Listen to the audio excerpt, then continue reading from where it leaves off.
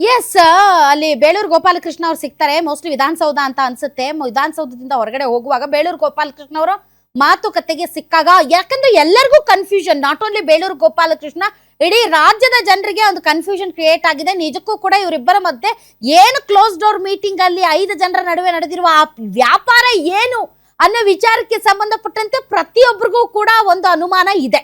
ಆಗಿದೆಯಾ ಮಾತುಕತೆ, ಆಗಿಲ್ವಾ ಮಾತುಕತೆ, ಆಗಿದ್ರೆ ಯಾವಾಗ ಬಿಡ್ತಾರೆ, ಆಗ್ಲಿಲ್ಲ ಅಂದ್ರೆ ಇವರೇ ಮುಂದುವರಿತಾರ, ಈ ತರದ ಅನುಮಾನ ಎಲ್ಲರನ್ನ ಕಾಡ್ತಾ ಇದೆ.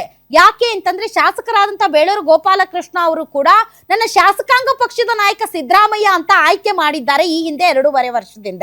ಆದ್ರೆ ಈಗ ಮಾತಾಗಿದೆ, ಹಣೆ ಪ್ರಮಾಣ ಆಗಿದೆ, ವಚನ ಕೊಟ್ಟಿದ್ದಾರೆ ಅನ್ನುವಂತ ಮಾತುಗಳು ಏನ್ ಕೇಳಿ ಬರ್ತಾ ಇದೆ.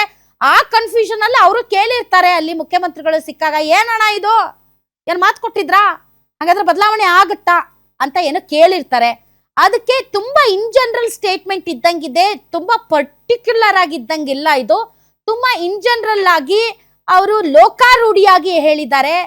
ರಾಜಕೀಯ ಯಾರಪ್ಪನ ಮನೆ ಆಸ್ತಿ ಅಲ್ಲ, ಮತ್ತು ಏನಾಗುತ್ತೋ ನೋಡೋಣ ಅಂತ ಲೋಕಾರೂಢಿಯಾಗಿ ಹೇಳಿದ್ದಾರೆ.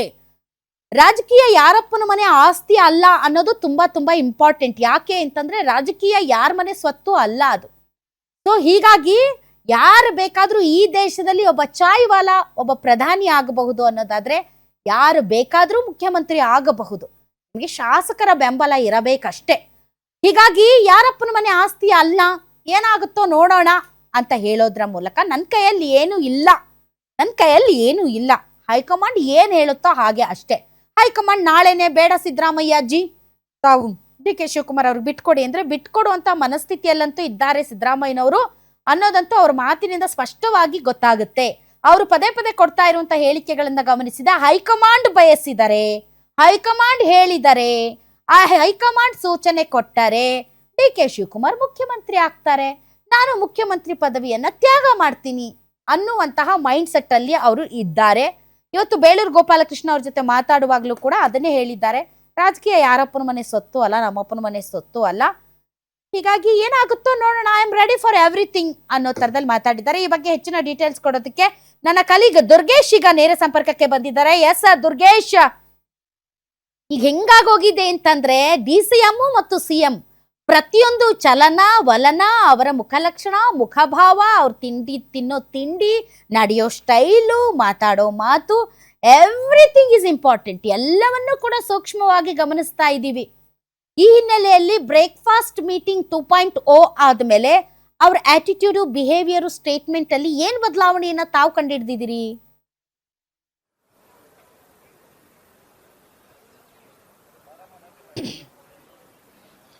ಎಸ್ ಸರ್, ಅದ ಮೇಡಮ್, ಕಳೆದೊಂದು ತಿಂಗಳಿಂದ ಕೂಡ ನವೆಂಬರ್ ಕ್ರಾಂತಿ ಅನ್ನುವಂಥ ಮಾತುಗಳು ಕೇಳಿ ಬರ್ತಾ ಇತ್ತು. ಡಿ.ಸಿ.ಎಂ ಡಿ.ಕೆ. ಶಿವಕುಮಾರ್ ದೆಹಲಿಗೆ ಹೋದ್ರು ಕೂಡ ರಾಜ್ಯದಲ್ಲಿ ನಾಯಕತ್ವ ಬದಲಾವಣೆ ಆಗುತ್ತೆ ಅನ್ನುವಂಥ ಮಾತುಗಳು ಕೇಳಿ ಬರ್ತಾ ಇತ್ತು. ಇತ್ತ ಸಿಎಂ ಸಿದ್ದರಾಮಯ್ಯ ಅವರು ಕೂಡ ಹೈಕಮಾಂಡ್ ನಾಯಕರು ಭೇಟಿ ಆದ್ರೆ ಎಲ್ಲಿ ಸರ್ಕಾರವನ್ನ ಬದಲಾವಣೆ ಆಗುತ್ತೆ, ಸಿಎಂ ಚೇಂಜ್ ಆಗಿಬಿಡ್ತಾರೆ ಅನ್ನುವಂಥ ಮಾತುಗಳು ಎಲ್ಲವೂ ಕೂಡ ಇತ್ತು. ಕಳೆದೊಂದು ತಿಂಗಳಿಂದ ಶಾಸಕರು, ಸಚಿವರು ಎಲ್ಲೇ ಭೇಟಿ ಆದ್ರೂ ಕೂಡ ನಾಯಕತ್ವ ಬದಲಾವಣೆ ಚರ್ಚೆ ನಡೀತಾ ಇತ್ತು. ಆದ್ರೆ ಹೈಕಮಾಂಡ್ ಸೂಚನೆ ಮೇರೆಗೆ ಇದೀಗ ಬ್ರೇಕ್ಫಾಸ್ಟ್ ಮೀಟಿಂಗ್ಗಳು ನಡೀತಿದ್ದಾವೆ. ಡಿ.ಸಿ.ಎಂ ಡಿ.ಕೆ. ಶಿವಕುಮಾರ್ ಖುದ್ದು ಸಿಎಂ ಅವರ ನಿವಾಸಕ್ಕೆ ಹೋಗಿ ಬ್ರೇಕ್ಫಾಸ್ಟ್ ಮಾಡ್ತಾರೆ. ಇವತ್ತು ಸಿಎಂ ಸಿದ್ದರಾಮಯ್ಯ ಅವರು ಡಿ.ಕೆ. ಶಿವಕುಮಾರ್ ಅವರ ಮನೆಗೆ ಹೋಗಿ ನಿವಾಸದಲ್ಲಿ ಬ್ರೇಕ್ಫಾಸ್ಟ್ ಅನ್ನ ಮಾಡ್ತಾರೆ. ಹೀಗಾಗಿ ಇಬ್ಬರು ಕೂಡ ಒಗ್ಗಟ್ಟಾಗಿದ್ದೇವೆ, ಒಗ್ಗಟ್ಟಾಗಿ ಮುಂಬರುವ ಚುನಾವಣೆಗಳನ್ನ ನೋಡ್ತೇವೆ ಮತ್ತು 2028 ಚುನಾವಣೆಗೂ ನಾವು ಒಗ್ಗಟ್ಟಾಗಿರ್ತೇವೆ ಈ ಮಾತನ್ನ ಹೇಳ್ತಿದ್ರು. ಆದ್ರೆ ಒಳಗೆ ರಾಜಕೀಯ ಲೆಕ್ಕಾಚಾರಗಳು ನಡೀತಾನೆ ಇದ್ದಾವೆ.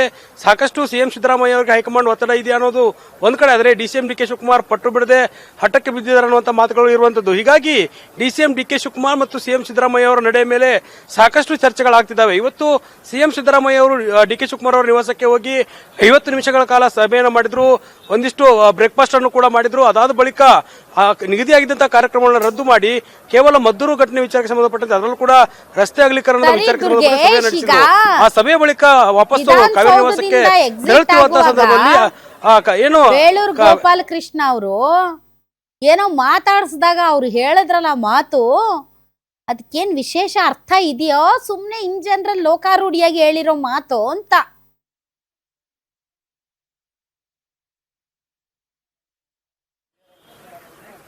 ಎಸ್ ಮೇಡಮ್, ಅದನ್ನೇ ಹೇಳಕ್ ಬರ್ತಾ ಇದ್ದೆ. ಗೋಪಾಲಕೃಷ್ಣ ಅವರು ಎದುರುಗಡೆ ಬಂದು, ಸರ್ ಏನಾಯ್ತು ಸರ್ ಬ್ರೇಕ್ಫಾಸ್ಟ್ ಮೀಟಿಂಗ್ ನಲ್ಲಿ ಅನ್ನೋಂತ ಕ್ಯಾಶುವಲ್ ಆಗಿ ಮಾತನ್ನ ಕೇಳ್ತಾರೆ. ಅದಕ್ಕೆ ಸಿಎಂ ಸಿದ್ದರಾಮಯ್ಯ ಅವರು ಹೇಳ್ತಾರೆ, ಇಲ್ಲಿ ಮಾಧ್ಯಮಗಳಿದ್ದಾವೆ, ಮಾಧ್ಯಮಗಳು ಇಲ್ಲ ಅನ್ನೋದು ಕೂಡ ಅವರಿಗೆ ಗೊತ್ತಿದ್ದು ಗೊತ್ತಿಲ್ಲದ್ರು ಮಾತಾಡಿದ್ರು ಗೊತ್ತಿಲ್ಲ. ಬಟ್ ಆದ್ರೆ ರಾಜಕೀಯ ಶಾಶ್ವತ ಅಲ್ಲ, ನಾನು ಯಾವುದಕ್ಕೂ ಕೂಡ ತಲೆ ಕೆಡಿಸ್ಕೊಳ್ಳಲ್ಲ ಅನ್ನೋ ಮಾತನ್ನ ಒಂದ್ ಕಡೆ ಹೇಳಿದ್ರೆ, ರಾಜಕೀಯ ಶಾಶ್ವತ ಅಲ್ಲ ಅನ್ನುವಂತ ಮಾತನ್ನ ಮಾಧ್ಯಮಗಳನ್ನು ನೋಡಿ ಹೇಳ್ತಾರೆ. ಜೊತೆಗೆ ಪಕ್ಕದಲ್ಲಿದ್ದಂತ ನಜೀರ್ ಅಹಮದ್ ಅವರು ಕೂಡ ಮಾಧ್ಯಮಗಳು ಕ್ಯಾಮರಾ ಆನ್ ಇದೆ ಸರ್ ಅನ್ನುವಂತ ಮಾತನ್ನು ಕೂಡ ಹೇಳುತ್ತೆ. ಹೀಗಾಗಿ ಅವ್ರು ಹೇಳಿದ ಬಳಿಕ ಸಿಎಂ ಸಿದ್ದರಾಮಯ್ಯ ಆಕ್ಟಿವ್ ಆಗ್ತಾರೆ, ನಗೆ ಚಟಕ್ಕೆ ಹಾರಿಸಿಕೊಂಡು ಹೋಗಿ ಮಾತಾಡ್ತಾ ಮತ್ತೆ ಮುಂದೆ ಹೇಳ್ತಾರೆ, ಯಾವುದು ಕೂಡ ಶಾಶ್ವತ ಅಲ್ಲ, ಹೈಕಮಾಂಡ್ ಏನ್ ನಿರ್ಧಾರ ಮಾಡುತ್ತೋ ಅದಕ್ಕೆ ನಾನು ಬದ್ಧನಾಗಿದ್ದೇನೆ, ಇವತ್ತು ಬದ್ಧನಾಗಿದ್ದೇನೆ, ಮುಂದೆಯೂ ಬದ್ಧನಾಗಿರ್ತೇನೆ ಅನ್ನುವಂತ ಮಾತನ್ನ ಸಿಎಂ ಹೇಳ್ತಾನೆ ಇದ್ದಾರೆ. ಹಾಗಾದ್ರೆ ಸಿಎಂ ಅವರಿಗೆ ಏನಾದರೂ ಒಂದು ಸೂಚನೆ ಸಿಕ್ಕಿದ್ಯಾ, ಅಥವಾ ಹೈಕಮಾಂಡ್ ತೆಗೆದುಕೊಳ್ಳುವಂತ ನಿರ್ಧಾರದ ಮೇಲೆ ಸಿಎಂ ಅವರ ಮುಂದಿನ ಭವಿಷ್ಯ ಇದೆಯಾ ಅನ್ನೋದು ಕೂಡ ಬಹಳ ಕುತೂಹಲ ಮೂಡಿಸ್ತಾ ಇದೆ. ಲೋಕಾರೂಢಿಯಾಗಿ ಹೇಳಿದಂತ ಮಾತು ಒಂದ್ ಕಡೆ ಆದ್ರೆ, ಮಾಧ್ಯಮಗಳನ್ನ ನೋಡಿ ಹೇಳಿದಂತ ಮಾತು ರಾಜಕೀಯ ಶಾಶ್ವತ ಅಲ್ಲ ಅನ್ನುವಂಥದ್ದು ಬಹಳಷ್ಟು ಚರ್ಚೆಗೆ ಗ್ರಾಸವಾಗಿರುವಂತದ್ದು. ಇವರು ನಸೀರ್ ಅಹಮದ್ ಅವರು ನನಗೆ ತುಂಬಾ ಇಂಟ್ರೆಸ್ಟಿಂಗ್ ವ್ಯಕ್ತಿ ಅಂತ ಅನಿಸ್ತಾ ಇದ್ದಾರೆ. ಯಾಕೆ ಅಂತಂದ್ರೆ ಇತ್ತೀಚೆಗೆ ನೀವು ನೋಡಿ, ಸಿದ್ದರಾಮಯ್ಯನವ್ರು ಎಲ್ಲೇ ಹೋಗ್ಲಿ ಬರಲಿ ಇರಲಿ ಅವ್ರ ಜೊತೆಗೆ ನಸೀರ್ ಅಹಮದ್ ಅವರು ಯಾವಾಗ್ಲೂ ಜೊತೆಯಲ್ಲೇ ಇರ್ತಾರೆ. ಅಂಡ್ ತುಂಬಾ ಪ್ರೊಟೆಕ್ಟಿವ್ ಆಗಿ ಬಿಹೇವ್ ಮಾಡ್ತಾರೆ. ಏನಾದ್ರೂ ಮಾತಾಡುವಾಗ್ಲಾದ್ರೂ ಅಷ್ಟೇ, ಹೋಗುವಾಗ ಬರುವಾಗ ಅವ್ರಿಗೆ ಕೆಲವೊಂದು ಇನ್ಸ್ಟ್ರಕ್ಷನ್ಸ್ ಕೊಡ್ತಾ ಇರ್ತಾರೆ. ಸೊ ಬೇಸಿಕಲಿ ಹೆಂಗೆ ಅದು ಏನ್ ಅವ್ರದ್ದು ಕೆಮಿಸ್ಟ್ರಿ, ನನಗೆ ಈ ವ್ಯಕ್ತಿ ಬಗ್ಗೆ ತಿಳ್ಕೊಳ್ಳೋ ಆಸಕ್ತಿ ಇದೆ. ಯಾಕಂದ್ರೆ ಯಾವಾಗಲೂ ಕೂಡ ಸಿದ್ದರಾಮಯ್ಯನವ್ರ ಜೊತೆ ಆಜು ಬಾಜು ಇರ್ತಾರಪ್ಪ ಇವರು.